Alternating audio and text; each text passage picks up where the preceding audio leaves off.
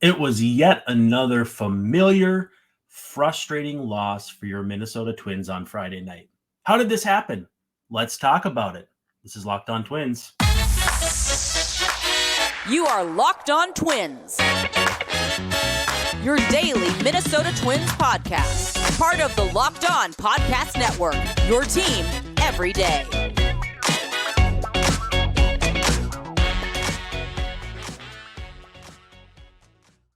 Hey, what do you say? Thanks for making Locked On Twins your first listen every day. We are free and available wherever you get your podcasts, as well as on YouTube. And we're part of the Locked On Podcast Network, which is your team every day. And as a reminder, again, please feel free to hang out in the comments. We got some really great questions in YouTube of late and some good ones in the Twitter DMs and that sort of thing. So yeah, we have a lot of ground to cover with this one, but if you have shows you'd like us to answer in either the bullpen or the seventh inning stretch, because we're going to kind of double up in this episode, again, feel free to send them to me on Twitter at Brandon_Warner at Locked On Twins. And also DMs are open. So again, feel free to throw those in there as well. And as there was tonight, Locked On Twins Breathless post-game minutes are up as soon as we can after each game. And this one was a frustrating one. Before we get into that, today's episode is brought to you by Birddogs. Go to birddogs.com/LockedOnMLB. And when you enter promo code LockedOnMLB, they'll throw in a free custom Birddogs Yeti-style tumbler with every order. Also, Twins back in action on Saturday at Angel Stadium, 9:07 p.m. It'll be Louie Varland against Patrick Sandoval. Twins getting another southpaw. You can catch every pitch of the Twins' hometown broadcast with SiriusXM on the SXM app. You can hang out with Corey. You can hang out with Danny. Just go on the SXM app and search for Twins. So, where do we even start? So, Reid Detmers, let's give credit where credit is due. Reid Detmers was very, very good for the Angels on Friday night. He deserves a lot of credit for holding this team, this offense down. But at the same time, too, again, it's like this offense. Like, how often do you see this offense face a guy with an ERA closing in on 5 and make him look like a Cy Young candidate? Again, I think that Reid Detmers is a very good left-handed pitcher. He can obviously run it up there. And the fastball slider combination appeared to be tunneling really, really well in this one. But the at-bats, it was taking fastballs in the strike zone, swinging at sliders out of the zone. It felt entirely undisciplined, unprepared. And, 16 strikeouts, it's not too often you're going to win a game in which you strike out 16 times. And that was the case here. Pushing across 3 runs in the 6th was nice, but they were being no hit to that point. And again, I think a lot of Reid Detmers, but not 12 strikeouts in that stretch of time highly of him. Joe Ryan, solid, 2 earned runs, 9 strikeouts, was not helped out by defense behind him. And, we can talk about some of that here as we roll along. There was the Drury double to left on the first pitch where Larnach threw towards home. I'm not really sure what happened in the sense that, who was supposed to cut off, who wasn't. To me, it seemed like Carlos Correa got caught in no man's land trying to cut between second and home. But the guys on the broadcast said it was actually a Kyle Farmer issue where he didn't come off the bag quick enough to cut that throw off. Also, too, you see Farmer with the way he fields it. And if you're watching the video, I'm kind of doing hand gestures and hand motions. But he comes off, fields it in an awkward motion to throw, and his throw's off by a split second. Usually what you want to do is you want to have your body turned in such a way that you can catch the ball and then transfer and throw all in one kind of fluid motion, whereas Farmer kind of had to go against his body to do that. And again, these are big leaguers and they can adapt to those situations, but every split second there was precious when Renfroe's streaking across the plate. Then to Jeffers throws throwing error on Jeffers, Drury scoring later in that inning. Again, too, another defensive issue where I think the biggest issue I had with that, the throw wasn't good. But Willi Castro has to keep that ball in the infield. I understand, and it looked like he was going for a really great kind of athletic tag play. And if it works, it makes the web gems, to take a phrase from a few years ago on Baseball Tonight. But again, it allowed what ended up being a pivotal run to score. And I just, I don't get it, man. I don't understand how they just there's times when this team feels ill prepared for the situations as they happen. And maybe the fact that it was Willi Castro doing that I shouldn't be surprised by. I also thought Castro late got kind of worked over by Matt Moore. So Castro comes up in the 7th and absolutely pastes a home run off Tucker Davidson, right?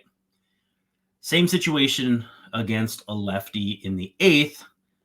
And I think he knew exactly what Castro wanted to do. He was amped up after hitting that first pitch home run. And he basically just worked him over, 4-pitch strikeout. He gave him the fastball where it was before, and then 3 straight changeups. Castro looked like he had no chance whatsoever. I think that was, there were a couple little finer points things that Willi Castro's got to tighten up. And in games where your offense can go silent for such long stretches, you just can't have those. And then too late, and we'll probably talk about this more, but I'm not sure how Griffin Jax is still in there after the game is tied on the Mickey Moniak triple. Now, that ball dropped in there on an 0-2 pitch. Again, 0-2 extra base hits are not a good look. Not a good look at all. But then it gets to the point where Taylor Ward is coming up. Whatever, I don't care if you're going to have Jax face him. But Ohtani, I think you got to have Juan Duran face Ohtani there. I don't understand how you lose this game without pitching either of Juan Duran or Jorge Lopez. And it feels like the antithesis of the beginning of the Dodgers series, where the Twins pitched those guys in the first 2 games, lost, and then came back the next night, didn't use their big guys, and won. This is the opposite of that. They didn't use their big guys and they lost. And to me, it was puzzling if Duran's up in that spot, why is he not being used? I mean, Brock Stewart taking it from that point on, I get it. He's looked really good. And outside of the walks, honestly, he kind of feels like he's probably even jumped over Griffin Jax for innings in this bullpen. But I just don't get it, man. And then the offense goes quietly into the night. Matt Moore is a really good relief pitcher, and the Twins had a chance at him to sign him this offseason. And I think they're probably wishing they had, at least in after this game. But he came in, did a job after giving up a single to Kyle Farmer. Kyle Farmer, who's been very, very good, I might add, since returning. But then, 9th inning, Carlos Estevez, that was pretty academic. So let's talk quickly about Sorare, and then we'll come back. We got a bunch of your questions that we're going to talk about. We're going to do a lot of fun stuff tonight because you guys are charged up about this team. I'm charged up about this team, and we've got some things to say. So our new sponsor is Sorare, spelled exactly like it sounds. So rare, the 2 words, but combined. It's a revolutionary fantasy baseball game and marketplace, transforming fans like you and me into owners with officially licensed digital cards from players across all 30 MLB teams. Brand ambassadors are Juan Soto and Julio Rodriguez, so 2 of the more exciting young players in the game today. You basically get cards, and you can you win or lose, you collect them, you sell them, you buy them. It's it's a very interactive game, and you get better cards. They play the weeks twice a week. You go a 3-day cycle and a 4-day cycle. At the end of the week, whatever leaderboards you're on, if you're at the top, you get prizes based on the competition around you, that sort of thing. Absolute blast. It's a nice little game to take your mind off of an ugly loss against the Angels on a Friday night. Granted, I also have a young baby, and I'm in my late 30s, so I'm probably not going out as much. So for me, this is a way to stay in and have some fun. So if you want to play this game, and I highly recommend it, go to sorare.com/lockedon. That's spelled SORARE.com. Draft your team of free player cards, set your lineup, and start competing today to win epic rewards. Those epic rewards include different things like scarce cards, game tickets, merchandise, signed jerseys, VIP experiences, like meeting MLB stars, all kinds of different stuff. So again, that's sorare.com/lockedon, and you can start playing today. Now, I know y'all are hot about this one, and I'm going to pull up your questions here because I think we've got enough to ride it to the end of the show. But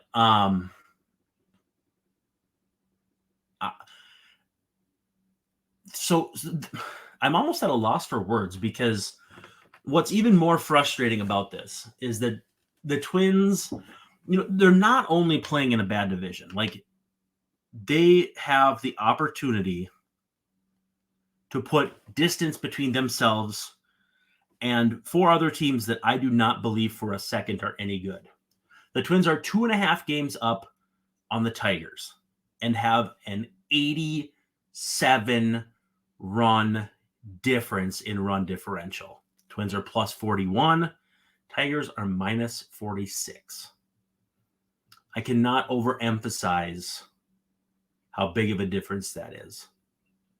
Guardians lose a heartbreaker in extras, blow a 5-0 lead to the Mets. They're 3.5 out, 4 under 500. White Sox slowly creeping their way back, 17-29, and the Royals well in the cellar, 14-32. But again, frustrating. Twins not capitalizing when the rest of the division is losing. Detroit beating Washington. So, I mean, obviously not that big of a deal. Washington is terrible, though they did have the Twins number earlier this season. But I see fans kind of being like, oh, this feels like last season, not winning games they should win. And I see it and I don't see it in separate facets. I think the bullpen and rotation are better to the point where we can see what's happening and feel like it's a little more sustainable. They shot out of the gates pretty good last year, but Chris Archer, Dylan Bundy, obviously not sustainable parts of that rotation. If people didn't see, Dylan Bundy actually got suspended down in AAA for having illegal substances on his hands, and he has like a 10 ERA down there. So, yeah, not exactly a good sign that he basically was the only Twins starter to stay healthy besides Joe Ryan last year. But the talent level right now is better than it was at this point last year, and the results are worse. And again, it's so hard to really marry up those two thoughts because fans, and this is not a slight against them, are results driven. They don't get the idea or care about the idea that if there's good process, results in theory should come. And to this point, you look at the Twins at 24-20 coming into tonight, 24-21 right now. Their Pythagorean record based on run differential, pull it up here, coming into today was 27-17. So 3 games off that pace. If you add those 3 games, just in theory, again, you can't just do it just to do it. But, then they're 7 games up in the division, 6.5. They're 6.5 games up in the division if they can do that. So, or actually, no, sorry, 7, I believe, over the Tigers. But either way, just it goes to show how big of a difference it is if you don't win the games you're supposed to take care of. And I think it's more than fair to say that the Twins haven't done that this season. More than fair. You know what? Let's just dive into these questions because you guys absolutely killed it with questions. Kenosha Kickers asked this, and it wasn't in response to me asking for questions, but I do have an answer for this. What is going on with this team? Is the slump by Carlos Correa bringing them down? It's interesting you would ask that because I think the tough thing is, so Max Kepler has led off the most of this team. Might be hard to believe because he's been hurt off and on, but he leads the team in leadoff at bats. Correa leads in the number 2 spot and Buxton in the number 3. Or it might be vice versa there, but either way, typical 1, 2, 3. They are they have the lowest batting average from the top third of the order in all of baseball. It's almost unthinkable to think about the fact that the Twins' big three are they're dropping the ball so significantly to this point in the season. And that's not to say that Byron Buxton hasn't had stretches where he's been really good, but he's just ran so hot and cold that, you know, when things are going good, he can affect games. And when they're going bad, he affects games in the opposite direction. And they're just not doing enough in the margins to win those games. You know, we're talking about that Willi Castro play at second where he lets the ball get into the outfield. The throw from Larnach home, not cut off by whoever was supposed to cut it off.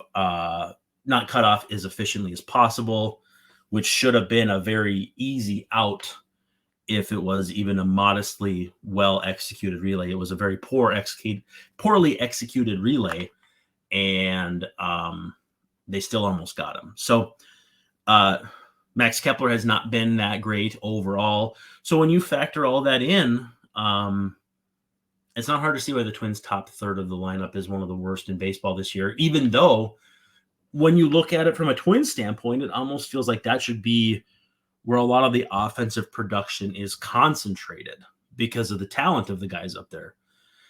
But again, I think the Carlos Correa point is well taken, and we're to a point now where it's not early anymore. We're coming up on June, and Carlos Correa's marks to this point in the season he's 100 points in OPS lower than where he's been in any other season to this point. It's not early anymore for Carlos Correa. It needs to start happening. Last year, he had an OPS more than 100 points better than he did at this point in the season.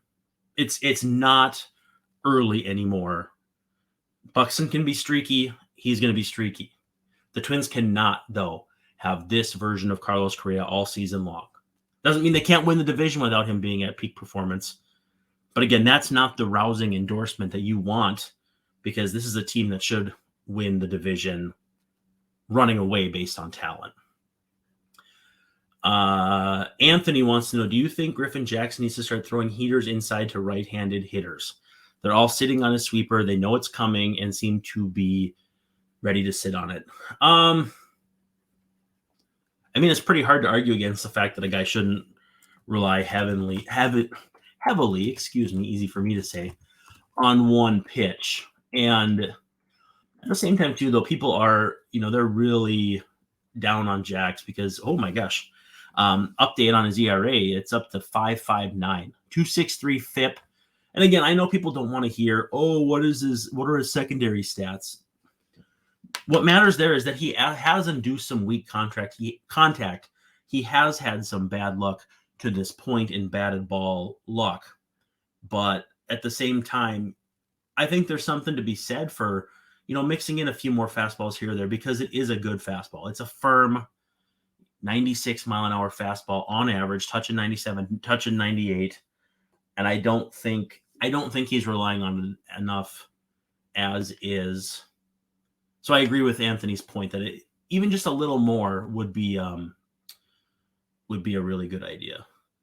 Twins fans at Twins fans WS on Twitter wants to know, what would your bullpen hierarchy be as of right now? Let's come back to that. I want to talk about Birddogs first. I just ordered my first 2 pairs. They came in. They were not the size that I wanted, and they could not have been easier to deal with. Customer service was top notch, A+. I tried them on. They just weren't quite the fit I wanted. But as I had them on before I sent them back, very comfortable. You can wear them versatilely in the sense that you could golf in them. You could hang out on the beach in them. I might even wear them to church. We'll see. But they're wonderful shorts. They look great, comfortable. And again, you can wear them wherever you want. And it's hard to find a more versatile pair of shorts. I'm the kind of guy who's wearing shorts most of the year, even in Minnesota. And these are absolutely perfect for that. Change up my wardrobe a little bit, add a little color to it. They've got all different colors, all different brands, all different types. And it is a wonderful product. So again, I would highly recommend it. The customer service is fantastic. So go to birddogs.com/lockedonmlb. And if you use the promo code LockedOnMLB, they'll throw in a free Yeti style tumbler with every order. I have mine. I have not used it yet. I just washed it. So it's rip roaring and ready to go for my morning coffee, but beautiful mug that you get for free. I mean, it's a no-brainer. So again, go to birddogs.com. Make sure you have 2 D's in the middle /LockedOnMLB and enter the promo code LockedOnMLB. I highly, highly recommend them. All right, we're coming down the home stretch, 7th inning stretch. And let's go back to Twins fans WS question. So what is your bullpen hierarchy as of now? Well, we'll pay our friends over at Roster Resource a visit. And obviously, I think Duran is 1A and Lopez is 1B. Honestly, it's probably actually 1 and 2. That's how much more I trust Duran at this point. Then they have Brock Stewart, Griffin Jax, Emilio Pagan, Giovanni Moran, Cole Sands, Jose De Leon. Roster Resource basically has where I'm at right now. I'm ready to more than leapfrog Brock Stewart. I'm not really sure that I'm ready to jump Emilio Pagan over Griffin Jax. I'm not. Definitely not Moran. Definitely not Sands. And then De Leon was interesting in LA to the point where I guess tomorrow would kind of be the pivot point. If De Leon gives you, let's say you have an outing that you need, someone to get you through a tight spot in the 6th, and you go to De Leon and it works. That to me, that would probably put them on about even footing because, I'm already backing off Jax. I need somebody to make that leap. De Leon has looked pretty good. It's still pretty low on the leverage standpoint. So yeah, I think De Leon is probably one pretty good outing away from. And again, I know he's only had 1 outing, but I thought the beginning of it was good enough that I can think to myself, hey, maybe in shorter spurts this could be a thing. So yeah, I'm going Duran, Lopez, Stewart, Jax, De Leon, Pagan, Moran, and Sands in that order. And again, here's where it's a big miss to not use Duran or Lopez in this one. Neither of them have worked since Monday. Tonight was Friday. You and I all know how long Monday to Friday is because we count those days every single week, right? Brock Stewart, before working tonight, hadn't worked since Tuesday. Again, well-rested. Griffin Jax, well-rested. None of which is to say that they can't still trust Jax at some point this season. You can't lose a game that you lead late and not use Joan Duran and Jorge Lopez when they haven't pitched in 4 days. It can't happen. And again, I know that's me being reactive to a situation that already happened, and the manager has to see that happening in front of him and address it proactively. But to me, that is letting Jax throw 30-plus pitches, work into that trouble, and not lift him out of it. Can't happen. To me, that's managerial malpractice. And you guys know I think Rocco Baldelli is a pretty good manager. But to me, that was managerial malpractice. Can't happen. Cannot happen again. Mick Q Doc wants to know, when will we see Royce move up? For anybody who hasn't heard yet, Royce Lewis, who hit 2 home runs Friday night for the St. Paul Saints, really isn't eligible to come back to the Twins for about 10 more days due to being on the 60-day injured list. So while he's playing well, he is he's hamstrung by being on the 60-day IL for at least another, I think it's 9 or 10 days. Make no mistake, he can help this team right now. He will be up as soon as he can. It's just that they can't do it by rule just yet. Also, too, the Nick Gordon injury goes to show that all this conversation that we have on Twitter about who's going to come up when this guy's healthy and who's going to come up when this guy's healthy and who's going to go down, whatever, it's much ado about nothing. We get ourselves all worked up in a tizzy about, is Willi Castro going to go down when Royce Lewis is back? Well, now it's pretty much a moot point because, he's up and they're going to need Lewis and they're going to end up sending back. I mean, Kyle Garlick will be back, sent down by then. And we'll see what else from there. We'll see where Jorge Polanco stands after a night off. Joey Gallo came into play, so it seems like he's okay. Again, though, we spent too much time worrying about, who's going to do this and who's going to do that, who's going to come off. And baseball figures it out. Baseball more or less gets this stuff out.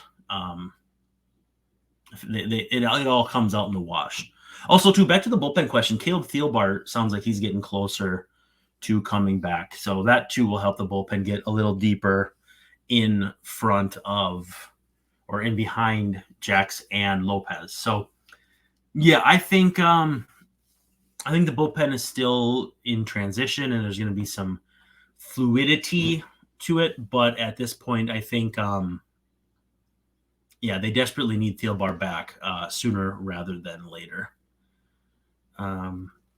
Our friend Jaden Seatbelt McDaniels Burner says, not a question, but a request. Could you make a trade for a lights-out reliever to pair with Duran, Thielbar, Lopez, and Stewart? Preferably a lefty, and not wait until the day of the deadline. Thanks. So we'll end on this one because I feel like this answer is probably going to be fairly in-depth. I'm not sure. Really? So thanks, Siri, getting involved on the show. Teams at this point in the season aren't really shopping left-handed relievers, elite relievers, whatever. The teams that are out of the race are, the A's right now, the Royals, and the Royals have Aroldis Chapman. I don't think that's a good road to go down, but he might be available right now. To me, though, that's just I don't see the Twins going down that road. I just don't. Maybe a Scott Barlow, a Josh Stalmont. I'd be okay with those guys. And it'll be easier to see the closer we get to the deadline what teams have, what impending free agents and that sort of thing. But the big thing is teams just aren't ready to raise that flag. And the teams that are probably don't have dominant relievers that are in a walk year. They're not trading guys with 4 years of control. Somebody you'd want to add to help you into the future because either they believe their future can be helped by that player or they just want too much for them. So it makes sense to you and me to make a trade now. But if teams aren't really taking those calls yet, there's not much you can do. And I think that's a big reason why the trade deadline works the way it does. It's like a big glacier and the back of it can't move till the front of it moves and so on and so forth. So while I agree, and I think the Twins, Doogie Wolfson said they were already kind of placing out feelers in the trade market. But at the same time, too, I think there's a reason why late May, early June trades are fairly rare. And it's because teams are still kind of seeking those early season identities. And the teams that drop out of the race the closer you get to the deadline are the teams that may not have the kind of relievers that you want. So I think they're solid on the back end, adding more depth. that Michael Fulmer type from last year. Michael Fulmer getting absolutely blasted for the Cubs this year, so we're not talking about him. But adding another type like that or two to bunch up the front end with guys who are dependable, that makes a lot of sense to me, especially too if Emilio Pagan never figures it out, or Giovanni Moran, Cole Sands. They've been cycling through those kind of long guys. Who knows what Jose De Leon has, but he popped some pretty good stuff in LA. I don't know, but I like the request. I like the thought of it because we're thinking about these things now as fans. I just think that that's the reason why the trade market doesn't heat up till that late, is because teams are still trying to find their identities. Do not forget to check out your Twins, though, Saturday at Angel Stadium. It's a 9:07 first pitch, so hopefully you got the coffee brewing at some point around then. It's Louie Varland against Patrick Sandoval. Another southpaw for the Twins, so probably another Kyle Garlick start. And then we'll see what happens, because there's no more lefties for a while. If they send Garlick back and maybe bring up a Matt Wallner for the time being or something like that, we'll see. But you can catch every pitch of that game and the Twins hometown broadcast all season long with SiriusXM on the SXM app. Just search Twins and you should be able to find it. Also, too, thank you for making Locked On Twins your first listen every day. If you're an everydayer, make sure to check back over the weekend. We'll have more Angels coverage in addition to our Locked On Twins breathless post-game minutes, hopefully before 1 a.m. each night. Now, with that said, that's a wrap for today, Locked On Twins. Thanks for hanging out. Make sure you follow at Locked On Twins on Twitter, at Brandon_Warren, and subscribe, give us a 5-star rating on whatever platform you're watching or listening on. If you like the show, tell your friends. If you don't, tell me, and I'll make improvements. Otherwise, this is Brandon Warren signing off and saying, if we don't see you again till Monday, have a freaking weekend.